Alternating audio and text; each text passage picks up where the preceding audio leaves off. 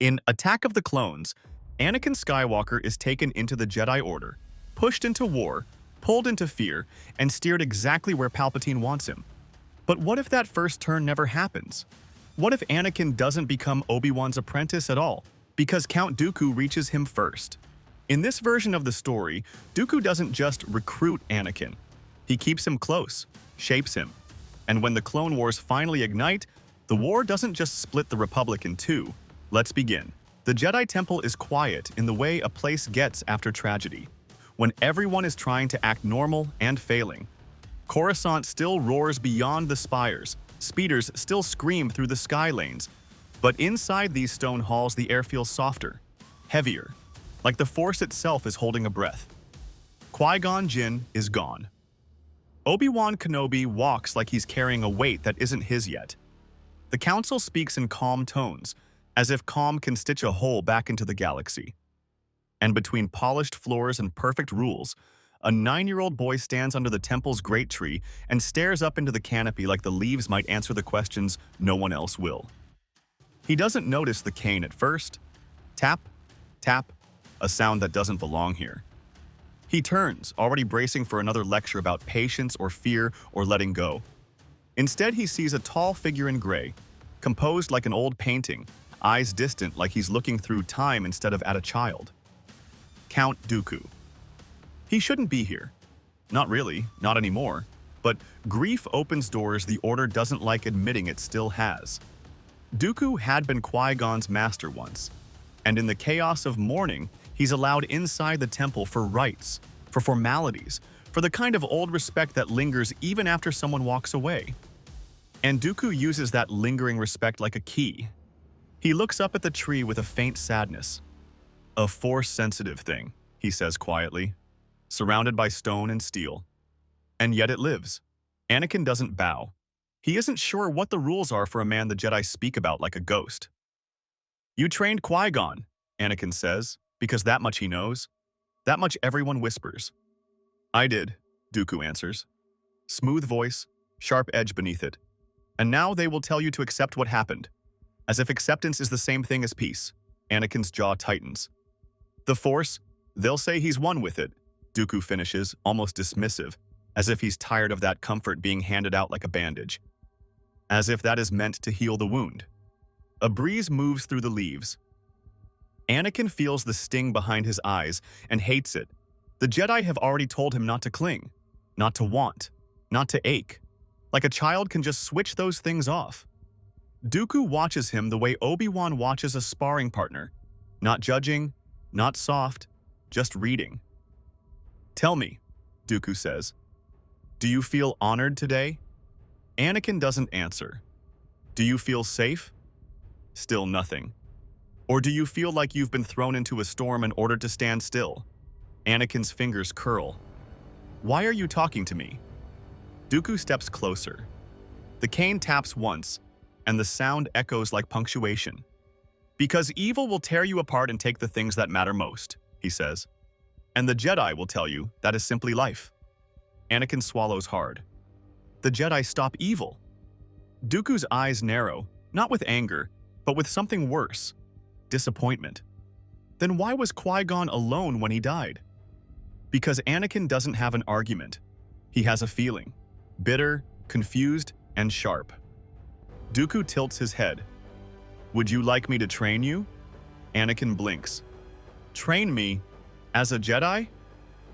Dooku's smile is small. "No," he says. "I will not make you a Jedi. I intend to train you to be far more than a weapon pointed wherever the Council aims." Anakin's heart jumps before fear can stop it. "Obi-Wan?" "Obi-Wan is a promising boy," Dooku says, and the word boy stings in a way Obi-Wan would never allow himself to speak. "He will try to honor his master, but honoring the dead does not protect the living." Anakin's throat tightens. "Why would you?" Dooku's gaze softens, just a fraction. "Qui-Gon believed in you," he says. "He spoke of you as if the Force had finally done something right." Anakin's breath catches. In the temple, they talk about prophecy like it's a warning label. They talk about danger like it's tattooed on his forehead. They look at him and see a risk. Dooku looks at him and sees a person. This will require you to leave the Jedi Order, Dooku adds. Not because you are weak, because their way will grind you down until you smile while you're bleeding inside. Anakin looks past him, down the corridor, toward the friends he barely has, toward the life he's barely started. Then his mind flashes somewhere else, far away, sun-baked, and helpless. A small house on Tatooine. A woman still trapped, his mother, his hand trembles. Dooku notices. He doesn't pounce. He doesn't threaten. He only says, "If you stay, you will learn to bury your love until it rots into fear. If you come with me, you will learn to carry it without letting it control you." In the morning, Anakin Skywalker is gone. No trial, no hearing, no farewell, just an empty space where a future was supposed to be. A rumor spreads through the temple like smoke. Obi-Wan feels the absence before anyone says the name out loud. He stands under the same tree and closes his eyes like grief might call Anakin back. Yoda's ears dip. Mace Windu's jaw tightens. The council speaks of influence and danger, but the truth is simpler and uglier. They lost him, and the man who took him knows exactly what he's doing. On Sereno, the world is quiet in a way Coruscant never is. Elegant estates, clean air, stone that smells like rain instead of fuel. Anakin wakes the first night thinking it's a dream. Then Dooku does something that seals the bond before the boy even understands what loyalty is. He brings Shmi Skywalker to the estate. Not chained, not frightened, not starving, alive. Anakin sees her and the breath leaves his body. He runs like he's trying to outrun the past itself. Shmi holds him and cries into his hair like she's been saving those tears for years. Later, when shock settles into something heavy, Anakin finds Dooku alone. "Why?" Anakin asks, voice shaking. "Why would you do that?" Dooku doesn't pretend it's charity. He doesn't ask for gratitude. He doesn't even sit. "Because I don't build devotion with a whip," he says. "I build it with proof." Anakin stares at him, confused and angry and overwhelmed. "So this is what? A gift?" Dooku's eyes stay calm. "It is a lesson," he says. "The Jedi demand you call love a weakness. The Sith demand you turn it into hunger. I demand you learn to live with it without being ruled by it." Anakin's voice drops. "And what do you want from me?" Dooku's answer is simple, and that's what makes it dangerous. "A leader," he says. "One who can see the Republic as it is and still have the will to change it." Training begins immediately. Dooku doesn't teach Anakin to suppress his emotions. He teaches him to recognize them early, before they become storms. He teaches him to breathe without becoming soft, to strike without becoming reckless. And when Anakin lashes out, Dooku doesn't punish him for feeling. He punishes him for being sloppy. "Emotion is not your enemy," Dooku tells him, blade humming inches from Anakin's throat. "Lack of control is." Lightsaber drills until Anakin's wrists shake, footwork until his legs burn, balance until his lungs scream. And the entire time, Dooku is teaching him something the Temple never could. That discipline isn't obedience. Discipline is ownership. It means the feeling doesn't drive the ship. You do. Anakin grows fast under that pressure, not just in skill, but in posture, in the way he speaks, in the way he listens. Because Dooku is not training a duelist, he's training a mind. History lessons in rooms lined with books the Temple would never hand a boy like him. Politics lessons that show how entire systems starve while senators hide behind procedure. Negotiation, public speaking. The art of asking a question that forces powerful people to reveal what they want without realizing they've just confessed it. And in the quiet hours, Dooku places a different kind of homework on the desk, holocrons. Some ancient, some are forbidden. Some that feel cold when Anakin touches them, like the Force itself is warning him. Anakin hesitates the first time. "Is this Sith?" Dooku doesn't flinch. He doesn't deny it. He doesn't dress it up. "Yes," he says. "And you will learn what it is so you can recognize it when it tries to wear a friendly face." Anakin's eyes narrow. "The Jedi would forbid this." "The Jedi forbid anything they cannot control," Dooku replies. "Knowledge is not poison. It is only dangerous in the hands of someone who refuses to admit they're hungry." Anakin studies, not because he's ordered to, but because he can't stop himself. He tells himself he's widening his understanding. He tells himself he's preparing to face darkness without fear.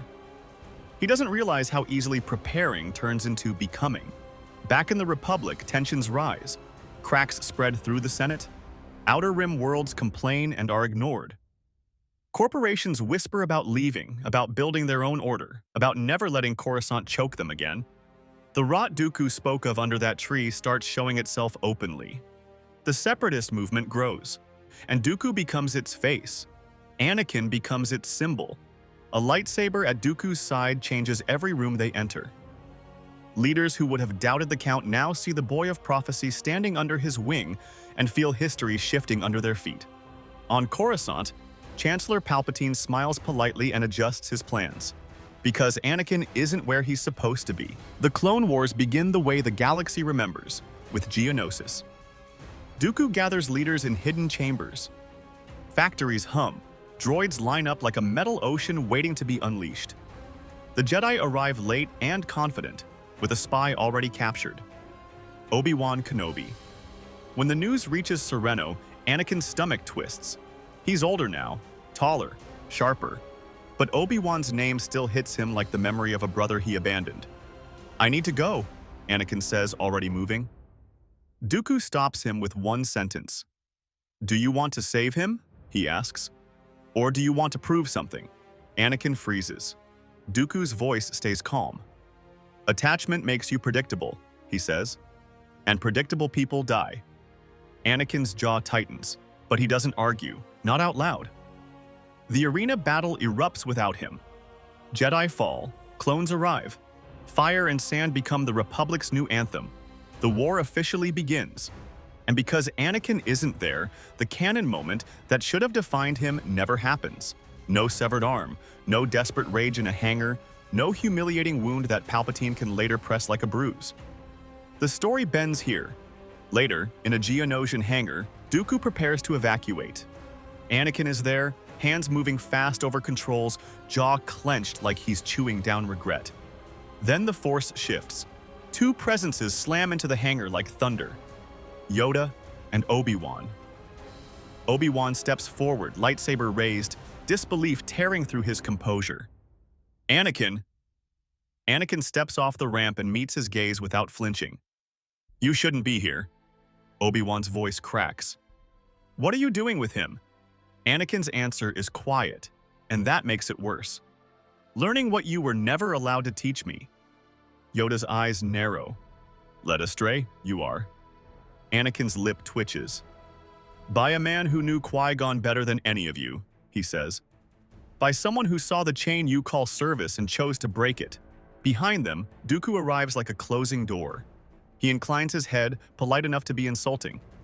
"Masters." Obi-Wan takes a step forward, pleading, "Come back." Anakin's eyes darken. "The Order left my mother where she was," he says. "And you told me to call that letting go." Obi-Wan flinches because he can't deny it. The hangar becomes war. Yoda and Dooku clash, green and red blurring into sparks. Obi-Wan and Anakin ignite blue blades that once meant the same thing and now don't. Obi-Wan fights defensive, like he's trying to protect the boy inside the man. Anakin fights with Dooku's discipline, clean angles, calm breath, strikes that waste nothing. Their blades lock, light spills across metal. "You don't have to do this," Obi-Wan whispers. Anakin's voice is low, almost tired. "You're the one who came here." Obi-Wan probes for openings. He tries to slow the fight down. He tries to talk. Anakin doesn't let him. He hooks Obi-Wan's leg, drops him hard, raises his blade, and Obi-Wan shoves him back with the Force. Anakin hits the wall, breath stolen. Dooku disengages from Yoda. "Now," he calls. Anakin hesitates, eyes flicking to Obi-Wan for half a heartbeat, then turns and runs up the ramp. The ship rises into the Geonosian sky, and for the first time in centuries, the Jedi realize something terrifying. They didn't lose a warrior, they lost the future. The Clone Wars unfold differently with Anakin on the other side. He becomes a separatist general, not a butcher, not a monster, but a razor. He refines droid armies like they're machines he can improve. He wins battles by thinking faster than clone commanders who still follow doctrine and wait for approval from distant voices. His name spreads, not as a Jedi hero, as a separatist legend. And legends attract people, especially the ones who are tired of dying for nothing. Mina Bonteri finds him after a campaign, a senator with tired eyes and a spine that doesn't bend easily. She doesn't flatter him. She doesn't fear him. She talks like the war is a disease and she's trying to keep him from becoming infected. "You're winning," she says, "but are you building anything?" Anakin's gaze hardens. "The Republic is broken. So is war," Mina replies. "War doesn't repair, it only rearranges ruin." And the worst part is, Anakin listens. Because deep down, he isn't fighting for conquest. He's fighting for the idea that no one else should have to live like he did. That a child shouldn't grow up swallowing sand and calling it destiny. Mina begins pushing for peace talks, quiet networks, backdoor meetings, neutral ground. Eventually, she arranges a meeting on Onderon, in a quiet square where the lamps are low and the air smells like wet stone. Anakin arrives expecting a trap.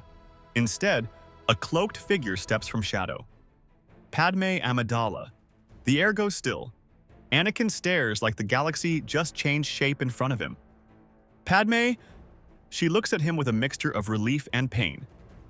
"Anakin." They speak like two people who were supposed to meet in a different life.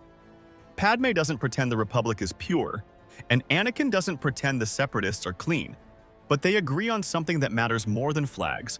Ordinary people are paying for this. Padme studies him. "Obi-Wan told me you fell." Anakin's laugh is quiet and bitter. Obi-Wan calls anything the Council can't control dark. "And what do you call yourself?" she asks. Anakin doesn't dodge. "A man trying to stop this before it eats everyone." Mandalore is chosen for formal talks. Neutral, symbolic, dangerous. For a moment, it feels possible. Then Onderon burns. A tower collapses in the capital. Dust turns the street into a storm. Screams cut through the air. Anakin throws debris aside with the Force and shields Mina as the shockwave slams into them. When the dust clears, Mina is alive, hurt, shaking, furious, but alive. Dozens are not. Rumors spread instantly. Republic terrorists, Jedi sabotage. Proof that the Republic will never allow peace. Anakin's rage rises like fire. That night, Padme calls him. Her face is pale. "The Republic didn't sanction this," she insists. "Please don't turn your back on it." Anakin's voice is ice. "People died." Padme holds up a datapad. "I dug into the registry. Some of the droids involved weren't random. They were tied to local security codes that never should have been on the street. Someone staged this so you'd blame the Republic." Anakin's anger stutters. Doubt creeps in, unwanted. Padme's voice softens. "If nothing else," she says, "believe I wouldn't lie to you." Anakin exhales slowly. "All right," he says. "I'll look." He follows the trail through logs, terrified officials, sealed records. The deeper he digs, the more the truth feels like a hand tightening around his throat. The orders trace back to Sereno, to Dooku. Anakin confronts the deposed ruler responsible for the city's security and gets the confession the ugly way. A tightening throat, a panicked gasp, a desperate voice choking out the truth. "It was the Count," the man rasps. "He said it was necessary." For victory, Anakin releases him like he's sickened by the air. He doesn't return to Mina. He doesn't call Padme. He boards his ship and flies to Sereno with one thought burning hotter than war. If Dooku did this, then everything Anakin built is poisoned. The estate feels colder than it ever has. Dooku waits in the war room like he expected this storm, hands behind his back, composed, almost regal. "You have questions," Dooku says. Anakin ignites his saber. Blue light cuts the dark. "You lied to me," he says, voice shaking with fury. "You ordered the death of innocents." Dooku's expression barely shifts. "We fight to reshape a broken galaxy," he says calmly. "I assumed you understood the cost." "That wasn't a cost," Anakin snaps. "That was murder." Dooku's gaze hardens. "You think freedom arrives clean?" he asks. You think tyrants step aside because you ask politely? Anakin steps closer. This isn't what you taught me. Dooku's voice drops. I taught you reality. Anakin attacks. The duel is brutal and precise. Youth against mastery, speed against elegance. Sparks burst across the floor. Dooku doesn't fight like a desperate man. He fights like a teacher measuring exactly how much his student has grown. Lightning snaps from his hand, crawling across stone. Anakin dodges, breathing hard, and something shifts inside him. This isn't rage anymore. It's clarity. When their blades lock, Anakin breathes and redirects instead of forcing. He stops swinging like a storm and starts moving like a decision. He uses the Force to unbalance, to guide, to control. Dooku stumbles just once. That's enough. Anakin rips the lightsaber from Dooku's grip with a sharp pull. The weapon clatters away. Dooku hits the floor hard. Anakin stands over him, blade angled down. For a heartbeat, Dooku smiles. Do it, he whispers. Strike me down, complete what I began. Anakin's hands tremble. The temptation is real, simple, clean. Then he deactivates his saber. I wasn't raised to be a monster, he says, voice low. You shaped me to be something else. A reformer, a leader. That's what I'm going to be, even if you've forgotten why you started. Dooku's eyes flicker, contempt, then surprise, then something like pain. Anakin steps closer, and the softness in his voice is what truly cuts. Qui-Gon believed in you, he says. He tried to pull you back. Don't make his faith a joke. Silence fills the room like a held breath. Dooku closes his eyes. When he speaks, his voice is quieter than Anakin has ever heard it. Qui-Gon was the best of us, he admits. And I failed him. He opens his eyes and looks at Anakin differently. Perhaps, he says slowly, I did not ruin you after all. Dooku makes a choice that shocks the galaxy. He agrees to end the war, not by surrendering, but by turning the light on the thing hiding behind it. Peace talks are held in Mandalore. Republic delegates arrive rigid. Separatist leaders arrive furious. Jedi arrive ready for betrayal. Then Dooku walks in with Anakin Skywalker at his side. The room erupts. Dooku raises a hand in silence. I have come to confess, he declares. I claim responsibility for the horrors of this war. Murmurs ripple. Blasters shift. Jedi tense. Dooku continues, steady as stone. But hear this. The Confederacy's grievances are real. This began because the Republic stopped listening. Anakin steps forward. Records will be provided, he says. Names, orders, proof, the truth, not speeches. Dooku's next words detonate the room. I was not alone, he says. I served a master. Jedi stiffen. Senators lean forward. Dooku speaks the name like he's ripping a mask off a monster. Darth Sidious. The room goes cold, then the final blow lands. Chancellor Palpatine. For a heartbeat, nobody breathes. And then everything moves at once. The Jedi don't wait for the Senate to argue itself into paralysis. They converge with purpose, because this time they're not walking in blind. This time, Anakin Skywalker isn't standing beside Palpatine like a shield. Palpatine tries to smile through it. The smile doesn't hold. The arrest doesn't end in a clean, theatrical moment. It ends in containment, in multiple masters present, in doors sealed and guards disarmed, and lightning that can't find its usual cracks to slip through. He is taken alive, furious and silent behind restraints that don't care about charm. The war doesn't vanish overnight, but the spine of it snaps. Over the following months, the political machine collapses first, funding, legitimacy, coordination. Then the military reality follows. Corporate tyrants lose cover. Systems negotiate real terms. Worlds that fought for ideology are offered dignity. Worlds that fought for profit find themselves dragged into courtrooms instead of victory parades. The Jedi Order, shaken and exposed, does something it almost never does. It listens. Obi-Wan meets Anakin again on neutral ground. No blades between them this time. His voice is quiet. You scared me. Anakin's answer is softer than it has been in years. I scared myself. Padme watches the galaxy take its first real breath in a long time. and realizes something that sits in her chest like a ghost. In another life, Anakin's pain might have burned everything down. In this life, it became the thing that forced the galaxy to look at itself and choose repair. And that's our story. The Star Wars universe is a galaxy filled with exciting stories and possibilities, and we love exploring them. If you want to come with us on this journey to a galaxy far, far away, then hit like, subscribe, and tell me in the comments. Do you think Anakin would have stayed true to this path? Or would Palpatine have found a different way to sink his claws in? May the Force be with you.